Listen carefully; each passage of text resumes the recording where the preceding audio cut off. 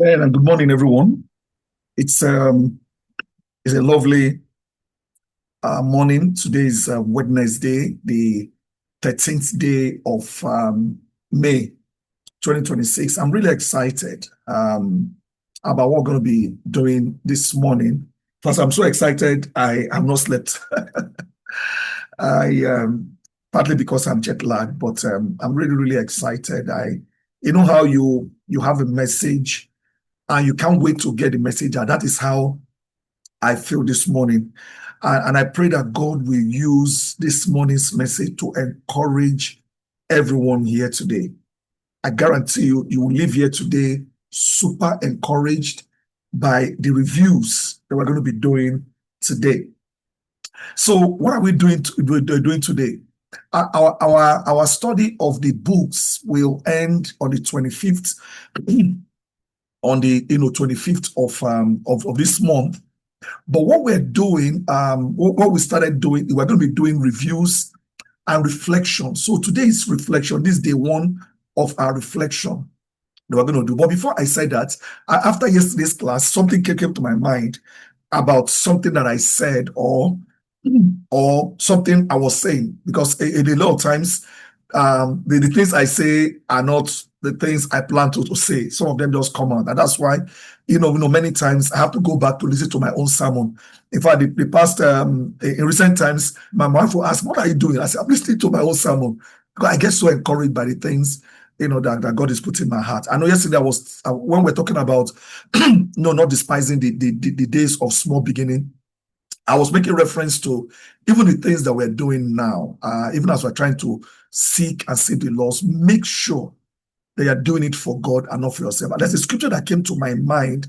I couldn't share yesterday, but this morning, I believe God put in my heart to just share it. And that's Luke chapter 10. This is what we call the lesser commission. Before the Great Commission, as a lesser commission. Lesser commission was when Jesus sent the 72 people out to go and to go and evangelize. And he told them in verse 16, he said, "Whoever listens to you, listens to me." Can you imagine? Whoever listens to you, listens to me. And that is how all of us should believe and should act. Even as we share our faith, as we reach out to people, know that it is not me, it's not you. That whoever listens to us, listens to God. And Jesus Christ said, "Whoever rejects you, rejects me. But whoever receives you, receives me." That's all about. So what happened? The 72 went out. Excuse me. I'm going dry. My mouth is going. Let me just take a sip. Yeah. So the 72 went out, and they returned. Bible said they had joy. And what were they saying? They said, "Lord, even demons submitted to us in your name." Even demons. And Jesus Christ replied, "Yeah, I saw Satan falling like lightning from heaven." Now, this is an idiomatic expression, but Jesus Christ said, "I have given you authority to trample on snakes and scorpions and to overcome all the powers of the enemy. Nothing will harm you." I mean, you guys are protected. However, in verse 20, however, in respect of all these things, do not rejoice that the spirits submit to you. That's not the basic thing, but rejoice that your names are written in heaven. So in other words, what we're doing is just our parts. All right. Let's rejoice over those things that are not the gengel. A lot of time we want to make some things gengel, some things are not gengel. They just rejoice that we are disciples. Okay. Paul plants, Apollos waters, God makes it grow. Do your parts. Plant, water, let God make it grow. There is always a friction when we drop our own parts and we want to do the part of God, that making it grow. And that is where frustration will come in. That's where God will leave us to our own wallowing. Anyway, I just wanted to say that, maybe it's God's spirit that puts in my mind. Maybe it's just me, but I hope I'm able to encourage everyone or anyone there. So reflections, we're doing reflections today. I'm very excited because our first reflection is going to be on the book of Esther. Now we did 4 books or 4 stories that happened after the exile. Of course, there are other books One book that we're not going to talk about, that's Nehemiah. But we're going to be looking at reflection on Esther, on Haggai, on Zechariah, and Malachi. And I want you to listen carefully at some of the reflections I'm going to be sharing, today. If you have heard me, preach often, you'll have heard me say things like, I'm doing clarification by definition. Clarification by definition. In other words, we clarify by putting a definition. We clarify by putting a definition. For example, we are all human beings. So what class of human beings do we belong to? Bible says they made them male and female. How do you know what a male is? You look at the physical features. How do you know what the female is? So by clarifying, by defining, you clarify. So we don't model things up. And that's why I like defining words. Now, the second principle is what is called emphasis by repetition. Emphasis by repetition. You see that in the book of Psalms a lot of time, book of Proverbs. God is saying the same thing, but saying it in a different way, repeating it.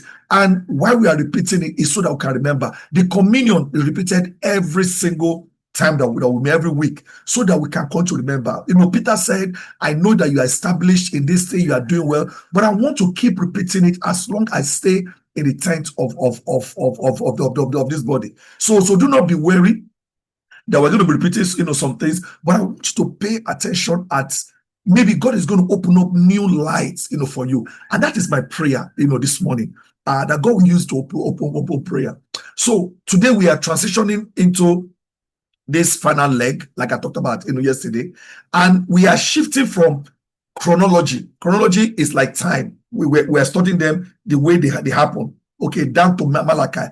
So in the next few weeks, we're not going to be doing chronology. So that's why I started with Esther. I started with any other book. We're not going by chronology, but we're going to go by themes, okay, thematic. We're going to begin themes and themes. And I'm very, very excited about today's theme. And today's theme is God's hidden providence. God's hidden providence. I know it is hard, especially when you are going through a lot of hardship or a lot of undesirable situation. So God's providence is God's wisdom, okay, in something. Is God's foresight, like FOR, God's seeing before it happened. God's providence, God's senses, God going beyond. So God will look at those hidden providence of God. And by the time I'm done today, I believe that God is going to open your eyes to begin to see God in little things around you. And that's the whole idea. And it's going to be building on yesterday's, not looking down on little things. You're going to start seeing God. Even as I think about it, there's so much memories that is flooding my mind now.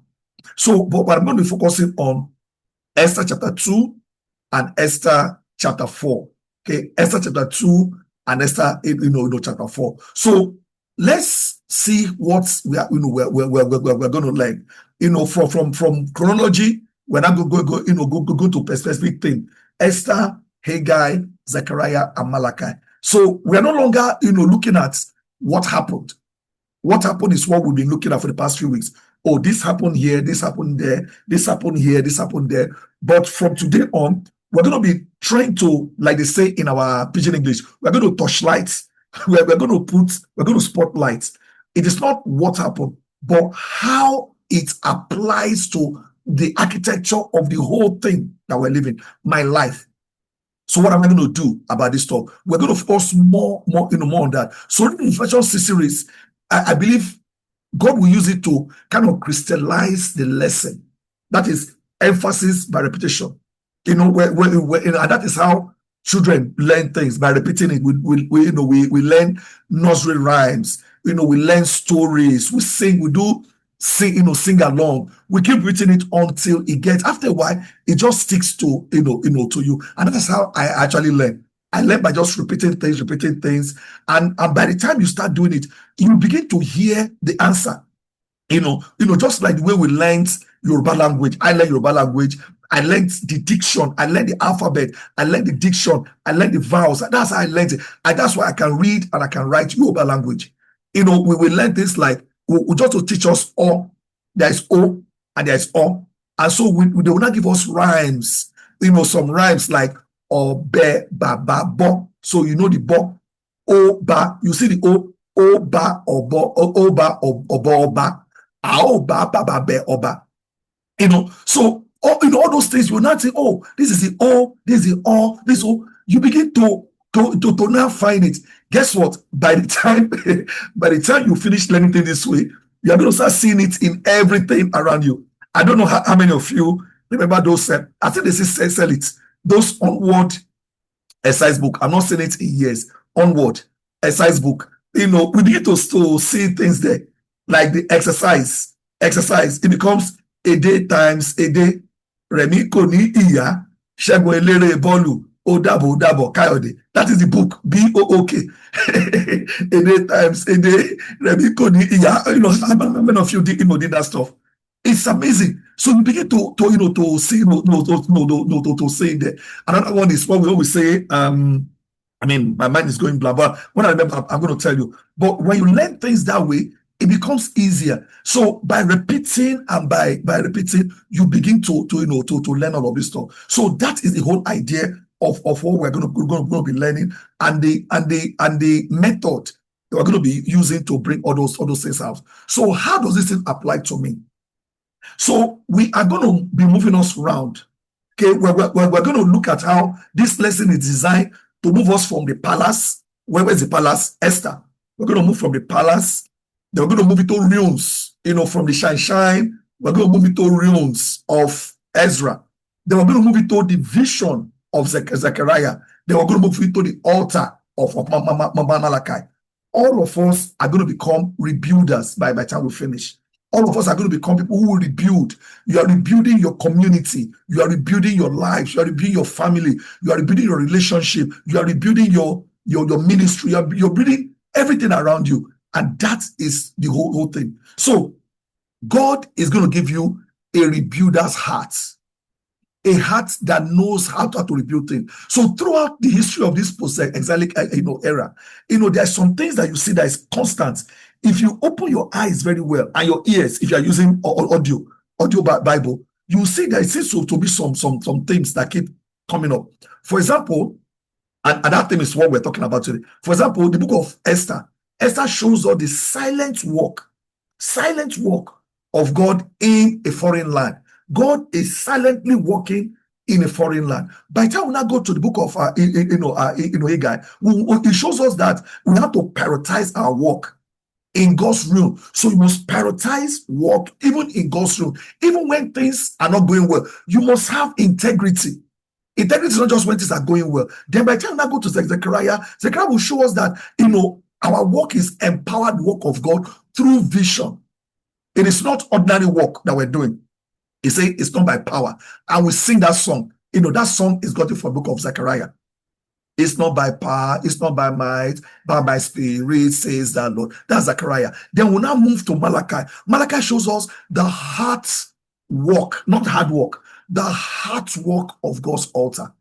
It's all about heart work, not just what you do, but the heart, behind it. So, Providence is, when we look at the master of unseen, okay, things that you don't see, how God is working it. And the book of Esther is set in Susa. I mean, what I was thinking about Susa. Susa is actually the what they call the winter capital of the Persian Empire. If you go to Jerusalem, Herod had his own too. He had Jerusalem, was one place he stays. Then sometimes he goes to Herodium. It was discovered some years ago. Herodium. It's an underground. Herodium is built underground. Then Masada. Masada is impenetrable. If the Romans, they sieged it for 3 years, they couldn't get to that place. Masada, impenetrable. Everything you need is there. Then of course Galilee, but by the sea. You can't go to Spa. In fact, Herod was just a builder, an engineer. He built a palace by the Mediterranean Sea. But he wants to be taking his bath in fresh water. So, he now built an aqueduct. Those things are basically still there. He built an aqueduct to bring fresh water, in a pool inside the ocean that he built. This is amazing. So if he wants to go by the sea, he has a place to stay. If he wants to go by the desert on top of the impenetrable place, he has a place to stay. If he wants to be around people, Jerusalem, he wants to be underground, Herodion is there. And the well of Herodion is still there till today. In fact, the last time I was there, I was making some films. I even saw a frog there in that place. So in Esther, while the temple was being built in Jerusalem, because the story of Esther happened during that time, because these are people that didn't go back. So when the temple was being built in Jerusalem, God was busy in the corridors of Persia. God was working. The people that are going to come and finish this temple, if they are killed, how are they going to finish that temple? So God was busy, preserving them. And that was why the Bible said people are going to come from the east, from the west. If they've all died in the whole empire, where would they come from? So even while the work is going on, God is working on the ground. And that is the providence of God. So historically, we see that in the book of Esther, there's a lot of questions in the book of Esther. How come the name God, Yahweh or Elohim, was not mentioned there? Now, let me share some thoughts as a teacher. There's what is called literary device. It's a style of writing. When you read the book of Esther, that book itself mirrors the feeling of the exile. What's that feeling? The feeling is, where is God? So sometimes I actually feel that way too, and I'm sure you feel that way. Where is God when we are undergoing trouble? Where is God? In this foreign rule? Where is God in this fuel hike? Where is God in this confusion? And that is the whole idea of writing that book that way, so that even you reading it will be feeling the same thing that the exile were feeling, and that is, where is God here? But we are not asking that question because we don't know that God is there. Because we normally think that God is in the loud noise. And a prophet like Elijah felt that same way. After killing the prophet of Baal, after calling down fire, a woman, not even an Israelite, threatened him, and he ran away. As he was running, God allowed him to be running, and God was giving him food. God called ravens to be giving food. He found water. And when he got to the mount of Horeb, where he was going, God, and the God was going to appear to him. There was earthquake and thunder. It looked, God was not there. There was this, there was that, God was not there. But God was found in a silent voice. So where is God? You have to listen to know God. If you think that God is only found when the music is loud, like in our services, music is always loud. The loud word is ahead, that one is worship. But when we are singing him, that's not gegem. God will tell you the same thing he told his prophet. After he allowed him to run for 40 days, what did he tell him? Tell him to go back. So God just allowed him to take a break. So God walks through everything. My life is a testimony of that, and I believe your own life. Listen, by the time we are done, God will open your eyes to begin to see the things that you need to see. You will see God in everything that happens around you, and that is where providence is. The word providence. God walks behind the things that you're not seeing. So God, the providence of God, if you want to define it, you can say, we can say that the providence of God is God's ability, okay? That is the power to use the free will of kings. What was that free will of kings? You think about Cyrus. Cyrus was a very benevolent king. God can use the free will of a foreign king.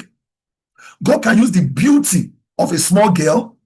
God can even use the sleeplessness, like me now. I've not slept. Excuse me.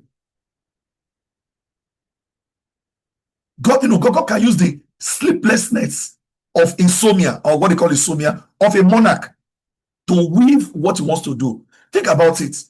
Is it a coincidence that the king would just go to bed and he can't sleep? And when he was there, he was like, I can't sleep, but on a channel for me. In our day, that's what we do. Turn on the TV channel. You just come, read something to me. And they brought a book. Is it a coincidence that the book that they are reading was exactly the one that talks about what Mordecai has done? And the guy said, wow, Mordecai did that. That's true. That's true. And remember, what was done for this man when he did this? He said, no, they didn't do anything. Really? Oh yeah, go and do it. Even though Haman was planning to kill everyone, God can use anything. I want you to begin to see God work in your life. See, I stayed up all night. I've not really slept, but in my not sleeping because I was working. I will work, canceling my work. I was able to uncover something that will save us a lot of more money. In the next few weeks, I'm going to be in Turkey. And the next week in Cyprus and in Turkey. It's an academic thing with professors from universities and everything going back. In my insomnia, for some reason, God just opened my eyes. I was supposed to send the ticketing to book our flights. But in my insomnia, God opened my eyes. We will have booked the wrong things that would have cost us almost double. And I said, pray, praise God for that. God, and if you don't see God, then I don't know what you're saying. I see God in everything. I see God. I traveled some few days ago, and myself, I was able to encourage a disciple. I was able to, even at the airport, everything that happened aligned. The timing aligned. Even the traffic, the disappointment, everything just aligned. And as I was going back, I told the people, can I get legroom? Emergency something. Well, they say it's not available. Then the manager heard me say, I want whatever there. And they gave me they gave me seat number 5. Now, if you fly, you know what number 5 is. Seat, the 5th seat, number 5 in whatever. I was upgraded. And here I was just chilling out, stretching my leg, feeling so good. It was also God. God worked every single thing. So today I want us to be able to see, see this.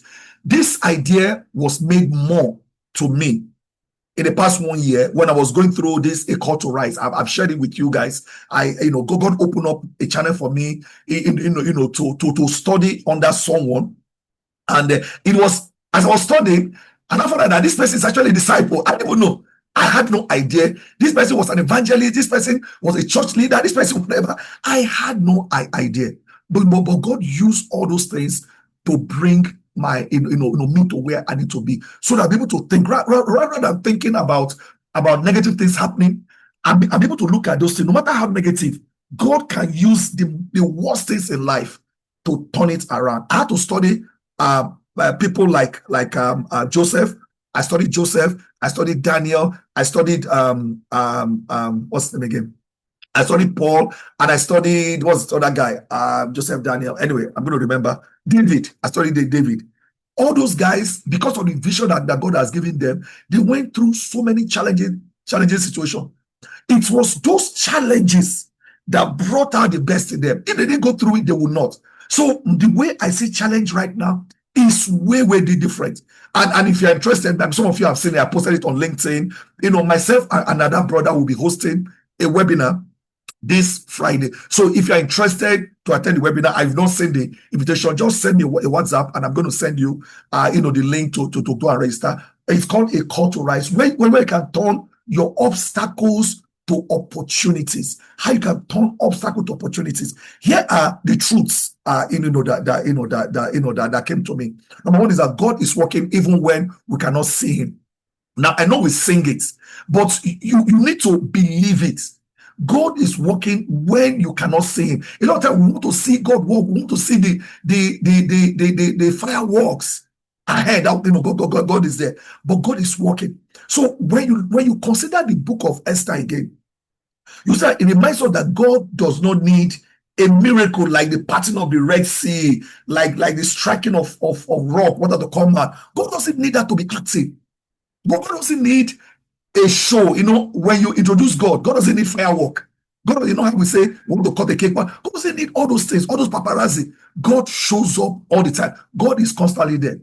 And that is why the hidden providence is very important. So it is often found in, how they say coincidence. When something happens to you once, it's called an accident. It just happened. When the same thing happens twice, it's called a coincidence. When it happens 3 times, you're like, wait, there's something going on here. So what are the coincidences in your life? And those coincidences are things that begin to align in our favor. Things just begin to fall in your favor without you knowing it. Things just begin to fall in your favor. Myself and my brother gave birth in March. We went to go and encourage the disciple who lost his wife, a teacher from the US. He lost his wife. We didn't even know. We had more, much later. And he took a sabbatical, a lonely sabbatical. He didn't want to see anyone. He had to go to Aburi. He went to Aburi in Ghana. This is an American. He went to Aburi. And he has been a very, very, very close friend of ours. He has been a fellow teacher. Myself and Gilbert, we didn't have much money. We said, okay, let us go. And we literally hopped. I drove us. He came to my house. We drove down to the border, and we hopped from Seme border to Togo border, for the Togo border, whatever there. And now at the other border, I shared the story. I had a guy stamping his passport, and he had a German passport. And I said, Gilbert, go meet the guy. You speak German. Go talk to that guy. That guy has a German passport. And he just exchanged pleasantry, hello, bam, bam, bam, and he went. And the guy went, we now joined. By the time we came out, we came out to go and look for a vehicle that's going to take us now to Ghana. And the guy asked me, do you guys have a vehicle? I said, no. He said, would you like to join me? I said, how? He said, I chartered the vehicle. The vehicle came from Ghana. That's how rich these guys. Chartered the vehicle from Ghana to come and pick him up in another country. He said, come and join me. You guys don't have to pay. And that is how we rode in air condition. It was a big van. You know that one you can put your leg. The guy will give us internet. He has a travel internet. You guys, I mean, that is not a coincidence. That is just God. You need to see God happen every, those things. So you're going to see it. You're going to meet the right person. You're going to meet at the right time. Doors that were closed will just open. It is God. Don't just say it is my luck. And also, I was sharing with my family how I was upgraded in my flight. And my son said, Daddy, I wish I have the luck. And my son said, it's not luck, man. I just said, this guy doesn't, it's not luck. It is God. It is not luck. It is God. So God is going to help you and empower you to become a rebuilder. This is very, very vital for all of us. When the physical walls are blocked, and you think everything is well, God is moving through those walls. God is going to use even the block walls in your favor. I want you to believe that with all your heart. So those physical walls are not enough to stop to stop you. I want you to remember that God is moving the heart of kings in your favor. God is moving in the timing of a decree. When they bring the decree, God knows it's going to happen, and God is going to position you at the right time. God is behind the scene. God is working on your behalf. And even when you think things have gone bad, tell yourself, God is working on my behalf. And God's going to see everything through. So please join me in affirming. For me, I resolve to trust the invisible hand of God. Okay, that hand that you cannot see. I want to trust the invisible hand of God. Why? Because I know that His silence is not absence. Remember what we normally say? God's silence is not that His absence. His stillness is not inactivity. God is still working, and God is going to work every single thing through for you. Another thing that I see, from studying in the book of Esther, is the divine timing.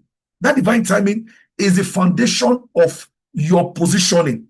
I've taught you before that there are two kinds of timing. There is a chronos, the one that is measured by seconds, minutes, hour, days, weeks, years. That is chronology, chronometer. But there's another one called kairos. Kairos measured by moments. That's why they say God's time is the best. It's not this time. God's positioning is the best. And that is what we see in Esther chapter 4. Mordecai challenged her. And that has become a very popular quote today. He said, who knows? Who knows? Who knows whether you have come to the kingdom for such a time as this? Maybe you have been positioned. You coming here is not an accident. Me sitting where I'm sitting is not an accident. God has positioned me. There's a reason why even the things that happen to me, both good and bad. There is a reason. So this attitude teaches me that my current position, your current position, it could be your job. I know maybe some of you are struggling with your job. That happens. Your city where you live, the influence that you have. This is not just accidental in history. God knows that you're going to be there at that same job, in that same city, in that same house, in that same everything. With the influence you have, God knows that you're going to use all those things, and there's a reason why He has positioned you. So that's positioning is part of God's providence in your life. You might be looking at somebody's positioning. Don't envy somebody. Okay, look at your own. Maybe somebody, that person might be envying you. So God is, now, I know that in Nigeria, this word is very, they use it now for a particular person. Okay, let me use that word. God, and that word is in my mind right now. God is the real master strategist. I know they use it loosely in that. God is the real master strategist. He's the one who positions his people, who positions you, positions me in advance for a crisis. Last year I was able to tell some disciples, say my conviction is in years to come, like Joseph, that's after I finished looking at the life of Joseph. Like Joseph, I'll be able to say it was to save lives that God has sent me ahead. No matter what's happening to you, God positions you for what has not even happened at all. For what has not even happened, God prepares you. So whatever we are going through, is God preparing you for something that is yet going to happen. I am a pioneer, I tell myself. I'm a pioneer. I always break new grounds. God is positioning me for that. So rebuilding today, it requires for all of us to recognize that your ordinary platform you have, you might say, oh, I'm just a line manager where I work, or I'm just a driver, I'm just a cook. No. That's your ordinary platform that you have. Nehemiah was just a cup bearer, right? But he became a governor. Everything he learned by being a cup bearer in the king, everything, his posture, his conviction, God prepared him for the temple and Jerusalem. There's a reason for all of these things. So the crisis that have not just happened, God is building up for it. So look at your ordinary platform that you have.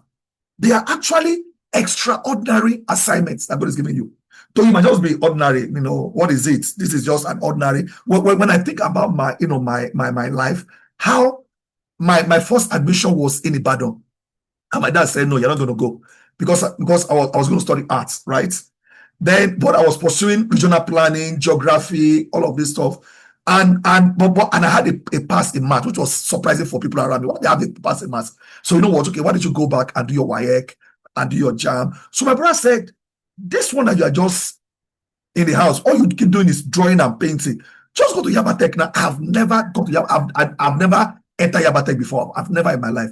My brother, took me to there. The rest is history. If that hadn't happened, I wouldn't have become a disciple. If that hadn't happened, I would have married the person I married. If that hadn't happened, I wouldn't have the kids that I have. There are so many things. That timeline. If you are a Marvel fan, you will know speed, flash. Just change one thing in timeline. It changes every single thing. So I resolved to embrace my current position. Okay, I embrace it as my divine assignment. You know why? Because I trust that God has placed me exactly where I am to fulfill a purpose for such a time as this. You have to tell yourself that. You have to tell yourself that. There's a reason why I'm here. And when that reason is done, boom, then the God can take it to another one. Even Paul told slaves, says that if you can buy your freedom, go ahead and buy your freedom. But if you can't, work as if you are serving God, whatever you do. Okay? What as if you are serving God. And that's why some slaves have been able to win over their masters, be able to convert their masters. And finally, the sovereign protection of God outlasts every human plot. Nobody will be against you forever. Nobody. People may plan. We know those passages in the Bible. 1,000 will fall at your right, at your left, whatever. God will, nobody will be against you forever. Why humans were building, but we are building the what they call it, gallows, right? Gallows. When that headman guy was building the gallows to go and kill Mordecai, to go and hang Mordecai. That's what he was doing. And he had the law, he had everything. God was building a throne for Mordecai. He was building a throne for Esther. So the providence of God ensures that the weapons, we know that scripture, that the weapon fashioned against his people, actually will become the tools of their own promotion. The weapon that is fashioned against you, that thing that, that the world is thinking that, oh, if we do this to this person, that person will fall, whatever. That might be what you need. That might be what you need to get to where you need to go. If you were not persecuted at that job, you'll be thinking about getting at that job. If NEPA was not taking lights in your neighborhood every time, you're not thinking about building your own house. So we have to respond to the challenges. to the challenges that are around us. So our call, today is a call for all of us to be wise. And that is why, like I said, if you want to be part of that webinar that myself and Joe Landy is going to be hosting on Friday, just send me a WhatsApp message. I'll send you the link. Or if you know anybody has a link, just let them ask you. There's one thing that I learned, and that thing shattered all kinds of belief that I ever have. And that was a quote by Marcus Aurelius. Marcus Aurelius was one of those, they called him one of the good emperors of Rome. If you have watched Gladiators in the beginning, that king that was with Maximus, that old wise king, that's Marcus Aurelius. So it's a real human being, and it's a real story. At least those story was something that happened. So Marcus Aurelius said, listen carefully. This is not the Bible, but it makes sense. Listen carefully. I've memorized it. In fact, in my speech that I gave in the Czech Republic, this is how I started my speech. And it goes, the impediment to action. Impediment means something that will stop you. The impediment to action advances action. What stops you from acting is actually that thing that's going to make you to act. The impediment to action advances action. What stands in the way becomes the way. What stands in the way becomes the way. The impediment to the action. So what is holding you back today? Use that thing. Understand that thing. That thing is not there to stop you. That thing is there to ask you a question. What are you going to do about it? It's not a stop. It's not a roadblock. It's to ask you, so this thing has come on your way today. So what are you going to do about it? So you've lost your job. What are you going to do about it? So people have been promoted, not promoted. What are you going to do about it? So landlord has given you a quick notice. What are you going to do about it? That is what he's talking about. That you can turn the stumbling blocks into stepping stones. Anyway, I'm not going to say too much. Let me just round up. Our time is almost, like I said, I'm really excited about this. So in this Post-Exilic journey that we have, the enemies attempt to stop the work. Think about it. The enemies, the Sanballats, all of those guys, the Tobiats, the enemies attempt to stop the work only serve as a highlight for God's faithfulness. God used it to call his people. See, that is what it's all about. So you are a rebuilder today. I'm a rebuilder. You can walk with peace today. And as you are walking, you must know that the hidden things of God, that the hidden God that you're not seeing is actually your ultimate security. And God is going to turn every intended evil into a turning point for good. You have to believe it. Okay, like that T-shirt that my son used to wear. I can explain it to you, but I cannot understand it for you. You have to come to an understanding that the impediment to an action is what advances action. If the brothers of Joseph didn't hate him and sell him, he's not going to be in Egypt. If Potiphar's wife, didn't lie against him, he's not going to be in prison. If the prisoner didn't forget him for the right time, he will have come out at the wrong time. Everything is carriers of God. So join me in an affirming. I resolve to remain unshaken by the plots of the enemy. And the enemy can be circumstances. It can be your health. It can be your health. I watch my brother, Kime. His biggest testimony was something that would have been his downfall. And when he opens my people that I had 4 cancers. Can you imagine? 4 cancers. And I survived. Everybody want to listen to what I was going to say. So what was supposed to be his downfall or whatever becomes a testimony. There's a woman who lost both of her legs, a Nigerian woman. In fact, I was at the show where I was one of the MC, a coaching show, and she was on the stage and she sat down and removed one leg, and I said, this is it. But that thing means that she can walk in snow, not to affect her. That means she now has a story. So do not throw away your pain. That pain is for a reason. So you have to resolve that the unshakable hand of God is working for you. You have to remain unshakable. That the plan of the enemy, because you know that God is very, very confident in you. That the hidden promise of God will always step ahead to secure the victory you have. So our call to action, today, excuse me, I'm so excited, I'm losing my voice. The call to action today is for all of us to begin to thank God. Begin to thank God for the unseen victories in your life. Don't unseen, just be thanking God. Bible said that when you pray, believe you have already received it. So what's remaining? Thank you. God is not deaf. The first time he said it, he has heard you. Even before he said it, he has heard you. So after asking him, just be thanking him. So begin to thank God for the unseen victories in your life.